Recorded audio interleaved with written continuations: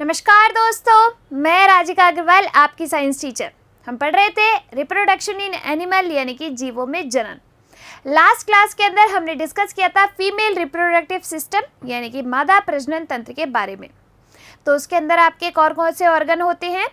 पहला है ओवेरी, जो कि आपका प्राथमिक अंग है जिसमें सारी एग सेल प्रेजेंट होती है। मेच्योरिटी यानी कि प्यूबर्टी आने के बाद हर महीने एक एग सेल जो है वहाँ से रिलीज होती है और कहाँ आती है? फैलोपियन ट्यूब के अंदर। तो दूसरा ऑर्गन कौन सा है अपना फीमेल रिप्रोडक्टिव ऑर्गन में? दूसरा है फैलोपियन ट्यूब, जिसके अंदर 14th डे पर ओव्यूलेशन होता है, अंडोत्सर्ग की प्रक्रिया होती है और एक एग सेल आ जाती है फैलोपियन ट्यूब में। कहाँ पर होल्ड होती है ये एग सेल? फिम्बरी में। और आपके अगर फर्टिलाइजेशन की प्रोसेस होती है तो वो कहाँ पर होगी? फैलोपियन ट्यूब के अंदर। फर्टिलाइजेशन होने के बाद युग्मनज का निर्माण होता है। ये युग्मनज आके इम्प्लांट हो जाता है, चिपक जाता है यूटेरस की वॉल पर। तो तीसरा ऑर्गन कौन सा है? यूटेरस यानी कि गर्भाशय, जिसकी वॉल पर आकर ये युग्मनज चिपक जाता है, जिसे अपन कहते हैं इम्प्लांटेशन। अब इस यूटेरस की एंडोमेट्रियम यानी कि इनर वॉल जो है एंडोमेट्रियम, ये क्या करेगी? खुद को प्रिपेयर करती है उस बच्चे के लिए। वो बच्चा जो मदर से जुड़ा रहता है, किस नाल के थ्रू जुड़ा रहता है? गर्भ नाल के थ्रू जुड़ा रहता है। इस पे जो लेयर पाई जाती है वो कौन सी है? प्लेसेंटा यानी कि अपरा। ये आगे जाके गर्भाशय खुलता है किसमें? सर्विक्स, और इस सर्विक्स को अपन कहते हैं ग्रीवा। तो चौथा ऑर्गन कौन सा है? सर्विक्स। जब डिलीवरी के टाइम पर गर्भाशय में संकुचन पैदा होता है, कॉन्ट्रैक्शंस होते हैं, तो ये सर्विक्स से होता हुआ बच्चा वेजाइना के थ्रू बाहर आ जाता है। तो पांचवा ऑर्गन है अपना वेजाइना। इस तरीके से फीमेल रिप्रोडक्टिव सिस्टम जो है वो कंप्लीट होता है। फीमेल में फर्स्ट टाइम पे जो पीरियड्स आते हैं उसे अपन क्या कहते हैं? मेनार्च या फिर मेनार्क कहा जाता है, रजोदर्शन कहा जाता है। लास्ट जो पीरियड्स आते हैं उसे कहते हैं रजोनिवृत्ति यानी कि मेनोपॉज। ये साइकिल आपका मेंस्ट्रुअल साइकिल जो है लगभग 28 दिन का होता है। 4 फेज इसमें होते हैं। कौन कौन से? पहला है मेंस्ट्रुअल फेज, दूसरा है आपका फॉलिक्यूलर फेज, तीसरा है ओव्यूलेशन फेज और चौथा है ल्यूटियल फेज। इन 4 में ये मेंस्ट्रुअल साइकिल कंप्लीट हो जाता है। फर्स्ट फेज यानी कि आपके जो मेंस्ट्रुअल फेज है 1 से 5 दिन के लगभग चलता है, जिसमें ब्लीडिंग होती है। 5 से 13 दिन तक जो चलता है वो कौन सा है? आपका फॉलिक्यूलर फेज, जिसमें आपके ग्राफिन फॉलिकल क्या होती है? मैच्योर होती है। 14th डे पर होता है ओव्यूलेटरी फेज यानी कि ओव्यूलेशन, जिसपे अंडोत्सर्ग होता है। एक एग सेल कहाँ आ जाती है? फैलोपियन ट्यूब के अंदर। अगर फर्टिलाइजेशन हो गया तो आपका निषेचन होने के बाद युग्मनज बन जाएगा। अगर फर्टिलाइजेशन नहीं हुआ तो ये एग सेल अगले पीरियड में जो है बाहर आ जाती है। तो 15 से लेके 28 डेज पे जो आपका फेज चलता है वो है ल्यूटियल फेज। इस तरीके से ये मेंस्ट्रुअल साइकिल कंप्लीट और फीमेल रिप्रोडक्टिव सिस्टम कंप्लीट। अब अपन आते हैं मेल रिप्रोडक्टिव सिस्टम पे यानी कि नर प्रजनन तंत्र पर। तो इसमें क्वेश्चन आपके कैसे बनेंगे? सबसे पहला क्वेश्चन आपसे पूछा जाता है कि नर प्रजनन तंत्र का प्राथमिक अंग कौन सा है? तो प्राथमिक अंग कौन सा होता है नर प्रजनन तंत्र में? आपका टेस्टिस, जिसे अपन क्या कहते हैं बच्चे? वृषण कहते हैं। क्या कहा जाता है? टेस्टिस कहा जाता है, वृषण कहा जाता है। ये जो टेस्टिस है एक पेयर प्रेजेंट होते हैं, इनको अपन कहते हैं वृषण। एक पेयर टेस्टिस जो है प्रेजेंट होते हैं। अब ये जो आपको स्ट्रक्चर में नजर आ रहा है कुछ इस तरीके की स्ट्रक्चर, ये क्या है? आपकी टेस्टिस है, वृषण है। इस वृषण के अंदर आपका क्या होता है? स्पर्म का फॉर्मेशन होगा, शुक्राणुओं का निर्माण होगा। किसमें? टेस्टिस के अंदर। तो दूसरा क्वेश्चन क्या बनेगा कि शुक्राणुओं का निर्माण कहाँ होता है? तो आपके वृषण के अंदर शुक्राणुओं का निर्माण होता है। ये जो आपका वृषण है ये एक ग्लैंड भी है। क्यों? क्योंकि ये एक हार्मोन रिलीज करती है जिसका नाम है टेस्टोस्टेरोन हार्मोन। क्या नाम है? टेस्टोस्टेरोन हार्मोन, जो कि रिलीज किया जाता है इस वृषण ग्रंथि के द्वारा, जो कि एक मेल हार्मोन है। रेलवे का क्वेश्चन की हजारों बार पूछा गया क्वेश्चन है, मेल हार्मोन कौन सा है? तो कौन सा है आपका? टेस्टोस्टेरोन। ठीक है, चलिए, फिर इस टेस्टिस के ऊपर कुछ इस तरीके से जो आपको स्ट्रक्चर नजर आ रही है, ये क्या है? एपिडिडाइमिस, जिसे अपन कहते हैं अधिवृषण। इस अधिवृषण का फंक्शन क्या होता है? तो आपका जो स्टोरेज होता है स्पर्म्स का, वो कहां पर होगा? अधिवृषण के अंदर होगा, एपिडिडाइमिस के अंदर होगा। भाई स्पर्म्स आपके बन गए, कहीं पे स्टोरेज होके रहना भी तो जरूरी है उनको, तो कहां पर होंगे? एपिडिडाइमिस के ऊपर। तो इस टेस्टिस के ऊपर जो लेयर आपको इस तरीके से नजर आ रही है, यह है एपिडिडाइमिस अधिवृषण। अब देखिए, ये जो आपकी अधिवृषण है, यानी कि वृषण और अधिवृषण है, ये जो है एक ट्यूब्स के द्वारा, इन ट्यूब्यूल्स के द्वारा जो है खुलती है आगे जाके, जिसे अपन क्या कहते हैं? वास डिफरेंस कहते हैं। क्या कहेंगे?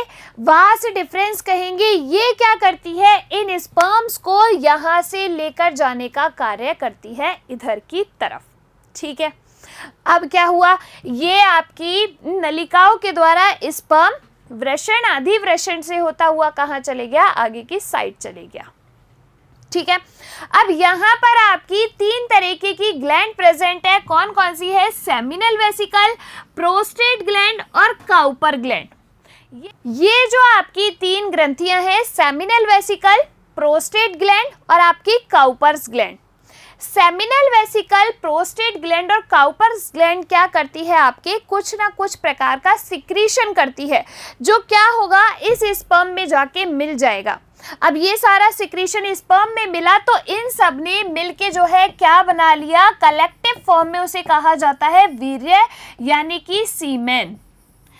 ये जो सीमेन होता है, ये क्या है? जो एक ड्रॉप होती है सीमेन के अंदर, उस एक ड्रॉप में मिलियंस नंबर में क्या होते हैं? स्पर्म होते हैं। तो ये सब क्या करेगी? सिक्रीशन करेगी। इन काउपर्स ग्लैंड को दूसरा नाम भी दिया गया है, जिसे अपन कहते हैं बल्वो यूरिथ्रल ग्लैंड्स। क्या नाम दिया है? बल्वो यूरिथ्रल ग्लैंड्स, जो कि क्या करेगी? ये आपकी ग्लैंड्स किसी विशेष प्रकार का क्या करेगी? सिक्रीशन करेगी। तो सारा सिक्रीशन यहाँ मिला इन स्पर्म में, और किसका निर्माण कर लिया? वीर्य का निर्माण कर लिया, सीमेन का निर्माण कर लिया। अब आपके सीमेन के अंदर मिलियंस नंबर में क्या प्रेजेंट है? स्पर्म प्रेजेंट है। ठीक है भाई, आ गई चीज समझ में। आगे देखो, यहाँ पर जो आपको ये वाली स्ट्रक्चर नजर आ रही है, ये क्या है? आपके यूरिनरी ब्लेडर है, जिसे अपन क्या कहते हैं? मूत्राशय कहते हैं। तो इस यूरिनरी ब्लेडर के अंदर जो यूरिन है वो एकत्रित रहता है। ठीक है भाई, अब यहाँ से ये जो है आपके, यहाँ पर सारा क्या आया? स्पर्म आया, उसके अंदर सब चीजें मिक्स हो गई, जो कि आपके प्रोस्टेट ग्लैंड ने, सेमिनल वेसिकल ने और काउपर्स ग्लैंड ने सिक्रीशन किया और वीर्य का निर्माण कर लिया। अब ये यहाँ से होता हुआ एक नलिका में इस तरीके से बाहर खुल जाता है। तो ये जो आपको स्ट्रक्चर नजर आ रही है, ये क्या है? ये है यूरिथ्रा, जिसे अपन क्या कहते हैं? मूत्र मार्ग कहते हैं। क्या कहा जाता है? मूत्र मार्ग, यानी कि यूरिथ्रा कहा जाता है। ये आपका क्या हो गया? ये पीनिस हो गया, जिसे अपन कहते हैं शिश्न। तो इस यूरिथ्रा के थ्रू यूरिन का उत्सर्जन, साथ के साथ स्पर्म जो है आपके इसी मार्ग के द्वारा बाहर निकलते हैं, जिसे अपन कहते हैं यूरिथ्रा, यानी कि मूत्र मार्ग। तो ये सब मिलके आपके क्या बनाते हैं? ये सब मिलके बनाते हैं आपके मेल रिप्रोडक्टिव सिस्टम। तो इसमें कौन कौन से ऑर्गन आ गए अपने? सबसे पहला है वृषण, जो कि टेस्टिस, जो कि प्राथमिक अंग है, जिसमें क्या होगा? स्पर्म्स का फॉर्मेशन होगा। दूसरे नंबर पे आपका एपिडिडाइमिस, जिसे अपन कहते हैं अधिवृषण। इस अधिवृषण में ये जो स्पर्म है वो क्या रहते हैं? स्टोरेज रहते हैं। फिर आपकी आती है वास डिफरेंशिया, जो कि क्या करेगी? इन स्पर्म को यहाँ से लेके जाने का कार्य करेगी आगे की साइड। फिर ये सारे जो है जाके मिलती है एक जगह। अब यहाँ पर आपके प्रेजेंट है सेमिनल वेसिकल, प्रोस्टेट ग्लैंड और आपकी काउपर्स ग्लैंड, जिन्हें अपन कहते हैं बल्वो यूरिथ्रल ग्लैंड। ये क्या करती है? सिक्रीशन करती है, जो कि इस स्पर्म में मिक्स हो जाएंगे और इस कलेक्टिव फॉर्म को अपन कहते हैं वीर्य, यानी कि सीमेन। एक ड्रॉप सीमेन के अंदर मिलियंस नंबर में स्पर्म जो है वो प्रेजेंट होते हैं। अब ये स्पर्म बॉडी से बाहर कैसे आएंगे? तो इस यूरिथ्रा के थ्रू, इस जो आपके मूत्र मार्ग है उसके थ्रू ये जो है बाहर आ जाएंगे। इसी यूरिथ्रा से आपका यूरिन का उत्सर्जन होगा और स्पर्म का उत्सर्जन होगा। आई कैन यही बात समझ में? चलिए अब देखिए आगे, एक पेयर ऑफ टेस्टिस यानी कि एक जोड़ी जो है आपके क्या पाए जाते हैं? वृषण पाए जाते हैं। अब देखिए ये जो वृषण होते हैं आपके एक थैली में प्रेजेंट होते हैं जिसे अपन कहते हैं वृषण कोश। क्या कहा जाता है? वृषण कोश कहा जाता है और इंग्लिश में अपन इसको कहते हैं स्क्रोटम।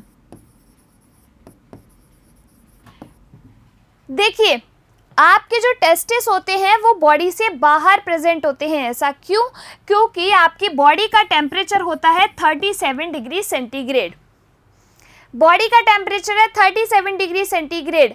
अब ये जो आपके टेस्टिस हैं इनके अंदर किसका निर्माण हो रहा है? स्पर्म्स का निर्माण हो रहा है। स्पर्म्स के मैच्योरेशन के लिए इस टेम्परेचर से 2-3 डिग्री कम टेम्परेचर की रिक्वायरमेंट होती है। इसीलिए ये जो टेस्टिस है बॉडी से बाहर प्रेजेंट होते हैं, बॉडी के अंदर प्रेजेंट नहीं होते। जैसे और सिस्टम में आपने ऑर्गन देखा, लीवर है आपकी और किडनी है, सब बॉडी के अंदर प्रेजेंट है, लेकिन ये जो टेस्टिस है वो आपके बॉडी से बाहर प्रेजेंट होते हैं मेल के अंदर। क्यों? क्योंकि स्पर्म्स के मैच्योरेशन के लिए कम जो है टेम्परेचर की रिक्वायरमेंट होती है और ये आपका एग्जाम में पूछा गया क्वेश्चन है। ठीक है, अब ये जो है आपके वृषण के ऊपर जो इस तरीके से कवरिंग पाई जाती है उसे अपन क्या कहते हैं? अधिवृषण यानी कि आपके एपिडिडाइमिस। ठीक है, देखिए नलिकाओं का तंत्र, अधिवृषण जिसे अपन क्या कहते हैं? एपिडिडाइमिस। इसमें क्या होगा कि इसमें स्पर्म्स का स्टोरेज होगा। यहाँ पर जो है आपके शुक्राणु वो इकट्ठे रहेंगे। फिर ये आगे जाके खुलती है वास डिफरेंसेस में। तो ये क्या करती है? वास डिफरेंसेस जिसे अपन कहते हैं शुक्र नलिका, ये क्या करेगी? स्पर्म्स को लेके जाने का कार्य करेगी। ठीक है भाई। और आगे जाके जब ये आपकी ग्लैंड मिल जाएगी, कौन कौन सी ग्लैंड है आपकी? प्रोस्टेट ग्लैंड है, इसके बाद सेमिनल वेसिकल्स है, इसके बाद आपकी काउपर्स ग्लैंड है जिसे अपन कहते हैं बल्वो यूरिथ्रल ग्लैंड। तो ये सारी ग्लैंड आपके सिक्रीशन करेगी और मिलके किसका निर्माण करेगी? वीर्य का। वो वीर्य यानी कि सीमेन आपके यूरिथ्रा से होता हुआ एक्सक्रीट आउट हो जाएगा, यानी कि बाहर की साइड उत्सर्जित हो जाएगा। तो यूरिथ्रा का काम हो गया? उत्सर्जन का काम हो गया। आई बात समझ में? अब देखिए ग्रंथियों का तंत्र, सेमिनल वेसिकल, प्रोस्टेट ग्लैंड और आपकी काउपर ग्लैंड जिसे अपन क्या कहते हैं? बल्वो यूरिथ्रल ग्लैंड कहते हैं। ये क्या करती है? ये करेंगी सिक्रीशन जो कि मिलके किसका निर्माण कर लेंगी? वीर्य का यानी कि सीमेन का निर्माण कर लेगी। इस सीमेन में आपके लाखों मिलियंस नंबर में जो है क्या रहते हैं? स्पर्म्स प्रेजेंट रहते हैं। तो इन सब ने मिलके क्या बना लिया? अपना मेल रिप्रोडक्टिव सिस्टम यानी कि नर प्रजनन तंत्र बना लिया। आई कैन यही बात समझ में?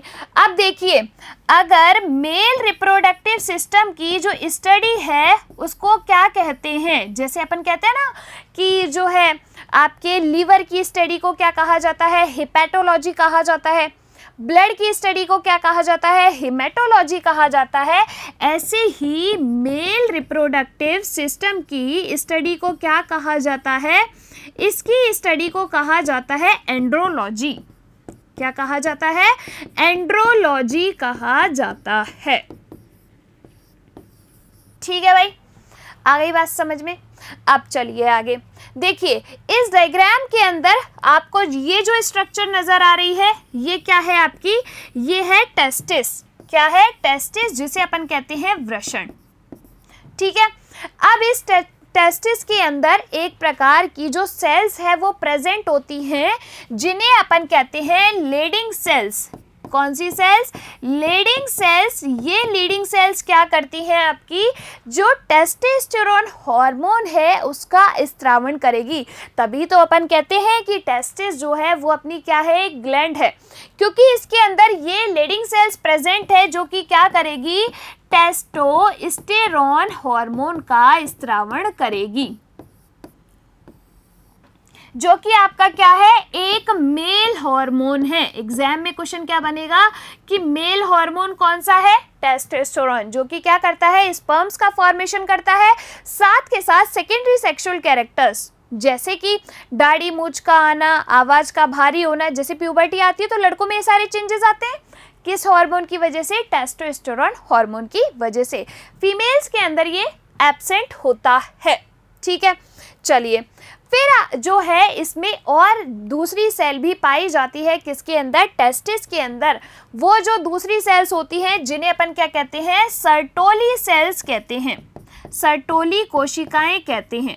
अब इन सर्टोली कोशिकाओं का क्या कार्य होता है? जो आपके स्पर्म है ना उनको न्यूट्रिशन प्रोवाइड करेगी। अरे भाई साहब, जब शुक्राणु बन गया तो उसको भाई थोड़ा बहुत न्यूट्रिशन तो चाहिएगा ना, नहीं तो मर जाएगा बेचारा अंदर ही।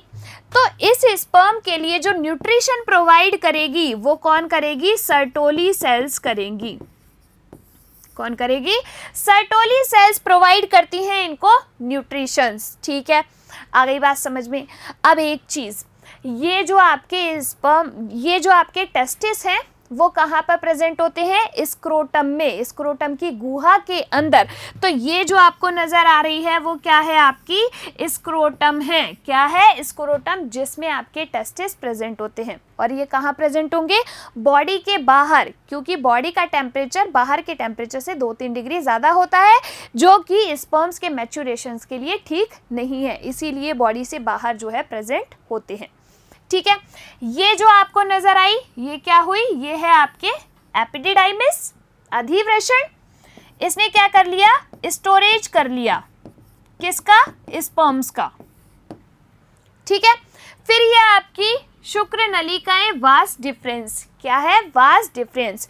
देखो आपके इस तरीके से ये जो आपको सेक्शंस नजर आ रहे हैं इसके अंदर, ये जो होते हैं इन्हें अपन कहते हैं लोब्यूल।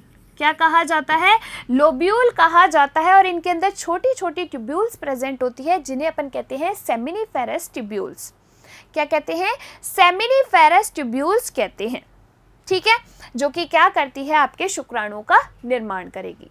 ठीक है, इसके अंदर लोब्यूल्स के अंदर छोटी छोटी जो ट्यूब्यूल्स प्रेजेंट होती है उन्हें अपन कहते हैं सेमिनिफेरस ट्यूब्यूल्स। अब ये जो है अधिवृषण कनेक्टेड है आपके किससे? वास डिफरेंसेस से, जो कि क्या करेगी? आपके स्पर्म्स को आगे लेके जाने का कार्य करेगी। ठीक है, आ गई बात समझ में। क्वेश्चंस कैसे बनेंगे? प्राइमरी ऑर्गन कौन सा है? वृषण, टेस्टिस, जिसमें स्पर्म्स का फॉर्मेशन होगा। वृषण कहाँ प्रेजेंट होते हैं? स्क्रोटम में। दूसरा क्वेश्चन क्या बनेगा? इनका स्टोरेज कहाँ पर होता है? अधिवृषण में, एपिडिडाइमिस में। स्पर्म्स को आगे ले जाने का कार्य कौन करती है? Vas deferens. ठीक है, इसके बाद आपकी कौन कौन सी ग्रंथियां इसमें प्रेजेंट है? तो सेमिनल वेसिकल, दूसरी है प्रोस्टेट ग्लैंड, तीसरी है काउपर ग्लैंड, जिनको अपन बल्बो यूरिथ्रल ग्लैंड भी कहते हैं। आई कि नहीं आई बात समझ में? फिर आपके जो है क्वेश्चन क्या बनेगा अगला कि जो टेस्टिस हैं वो बॉडी से बाहर क्यों प्रेजेंट होते हैं? ये क्वेश्चन, किस गुहा के अंदर ये प्रेजेंट होते हैं? स्क्रोटम में प्रेजेंट होते हैं। किसके द्वारा जो है ये बाहर आते हैं स्पर्म बॉडी से? तो यूरिथ्रा के द्वारा, मूत्र मार्ग के द्वारा ये बॉडी से क्या आते हैं? बाहर आ जाते हैं। ठीक है, देखिए आपके टेस्टिस के अंदर जो सेल्स प्रेजेंट होती है वो कौन कौन सी है? स्पर्मेटोगोनिक सेल्स, दूसरी है आपकी सर्टोली सेल्स और तीसरी है आपकी लीडिंग सेल्स। लीडिंग सेल्स ने क्या किया? आपके जो टेस्टोस्टेरोन हार्मोन है, कौन सा? टेस्टोस्टेरोन हार्मोन है, वो रिलीज कर दिया। सर्टोली सेल्स ने क्या किया? न्यूट्रिशन प्रोवाइड किया, यानी कि पोषण प्रदान किया। किनको? स्पर्म्स को पोषण प्रदान करने का कार्य किसने किया? आपके ये सर्टोली सेल्स ने। फिर आपकी आती है स्पर्मेटोगोनिक सेल्स। इन्होंने क्या किया? इन्होंने कर दिया स्पर्म्स का फॉर्मेशन, यानी कि शुक्राणुओं का निर्माण। अब देखिए जो आपके शुक्राणु की संरचना होती है, यानी कि स्पर्म की संरचना होती है, कुछ इस तरीके से आपकी स्पर्म्स की संरचना होती है। ये क्या है, स्पर्म की संरचना है। ठीक है, ये जो है इस वाले पार्ट को कहा जाता है एक्रोसोम। क्या कहा जाता है, एक्रोसोम कहा जाता है। तो अगर आपसे पूछा जाए कभी कि निषेचन की प्रक्रिया में कौन सा पार्ट जो है एग को जाके भेदता है, यानी कि उसको फर्टिलाइज करता है, तो कौन सा पार्ट, ये एक्रोसोम वाला पार्ट ही जाके, इस तरीके से मान लीजिए ये एग सेल है, इसमें जाके जो है ये एंटर करेगा। ठीक है, ये है हेड पार्ट। इसके बाद ये जो है वो है नेक पार्ट, ये जो है मिडिल पीस, और ये जो है आपकी क्या है, टेल। ये जो टेल होती है वो फ्रेजाइल होती है, यानी कि ये क्या करेगी, फ्रेजाइल मोशन करेगी। फ्रेजाइल मोशन का क्या मतलब क्या होता है, पहले टेल आगे खिसकेगी, फिर इसका आगे का जो है पार्ट आगे जाएगा। पहले टेल आगे गई, फिर इसने आगे मूव किया, टेल आगे गई, फिर इसने आगे मूव किया। इस तरीके से फ्रेजाइल मोशन करती है ये आपके क्या, स्पर्म, यानी कि ये टेल मोशन करेगी पहले, फिर आपका ये वाला पार्ट आगे जो है जाएगा। अब ये एक्रोसोम जाके, इस एक्रोसोम पर इस तरीके से ये कैप पाई जाती है। ठीक है, ये जाके क्या करेगी, इस एग सेल को फर्टिलाइज करेगी। ठीक है, आगे की नहीं आएगी बात समझ में। आपके इस स्पर्म के अंदर जो है केंद्रक भी प्रेजेंट होता है, माइटोकॉन्ड्रिया भी प्रेजेंट होता है। तो ये बात हुई अपनी किसके बारे में, मेल रिप्रोडक्टिव सिस्टम के बारे में। समझ आया थोड़ा बहुत, क्या क्या, देखो मेल रिप्रोडक्टिव सिस्टम के अंदर कौन कौन से ऑर्गन हुए। सबसे पहले अपना ऑर्गन आता है कौन सा, टेस्टिस, जिसे अपन कहते हैं वृषण। प्राइमरी ऑर्गन है, प्राथमिक अंग है, क्यों, स्पर्म्स का फॉर्मेशन होगा। फिर आपके आता है इसमें एपिडिडाइमिस, जो कि क्या करेगी, अधिवृषण है, जो कि क्या करती है, आपके इस स्पर्म्स का स्टोरेज करती है। फिर है आपके कौन सी, वासा डिफरेंशिया, ये क्या करती है, स्पर्म्स को लेके जाने का कार्य करती है आगे की साइड। फिर आपके ग्लैंड्स आ जाती है, कौन कौन सी ग्लैंड आती है, तो सबसे पहले सेमिनल वेसिकल, काउपर्स ग्लैंड, बल्वोयूरिथ्रल जिसे कहते हैं, और आपकी प्रोस्टेट ग्लैंड, जो कि क्या करेगी, विशेष प्रकार के सिक्रीशन करेगी, और वो सिक्रीशन आपके जो है मिल जाएंगी किसमें, स्पर्म में, और ये मिल के किसका निर्माण कर लेगी, वीर्य का, यानी कि सीमेन का। एक बूंद सीमेन के अंदर मिलियंस नंबर में जो स्पर्म्स है वो प्रेजेंट होते हैं। फिर ये जो है किसके थ्रू बाहर आएगी, यूरिथ्रा के थ्रू, और इस यूरिथ्रा को अपन क्या कहते हैं, मूत्र मार्ग कहते हैं, जिसके द्वारा स्पर्म और आपके साथ साथ क्या, स्पर्म के साथ यूरिन भी बाहर एक्सक्रीट आउट किया जाता है। ये जो आपके टेस्टिस होते हैं वो बॉडी से बाहर प्रेजेंट होते हैं, क्योंकि बॉडी का टेम्परेचर इन स्पर्म्स के मैच्योरेशन के लिए बाहर के कंपैरिजन में ज़्यादा होता है, इसीलिए बॉडी से बाहर प्रेजेंट होते हैं। किस गुहा के अंदर, स्क्रोटम की गुहा के अंदर ये जो है आपके टेस्टिस प्रेजेंट होते हैं। आई के नहीं आई बात समझ में। टेस्टिस में आपकी कौन कौन सी सेल्स जो है पाई जाती है, लेडिंग सेल्स, जो कि क्या करेगी, टेस्टोस्टेरोन हार्मोन रिलीज करेगी। दूसरी आपकी सर्टोली सेल्स, जो कि क्या करेगी, पोषण प्रदान करने का कार्य करती है, जो स्पर्म बने उनको पोषण प्रदान करने का कार्य कर देगी आपके सर्टोली सेल्स। ठीक है, आई बात समझ में। तो इस तरीके से ये सेल आपकी प्रेजेंट होती है कहाँ पर, टेस्टिस में। आगे चीज़ सारी समझ में। क्वेश्चंस आपके बहुत इजी बनेंगे, और आपके ये जो मेल रिप्रोडक्टिव सिस्टम है इसकी स्टडी को क्या कहा जाता है, तो इसकी स्टडी को कहा जाता है एंड्रोलॉजी। इसके साथ आपका जो है मेल रिप्रोडक्टिव सिस्टम कंप्लीट होता है। अब अपन मिलेंगे अगली क्लास में, तब तक के लिए आप लोग इसको पढ़ते रहिए और खुश रहिए। धन्यवाद।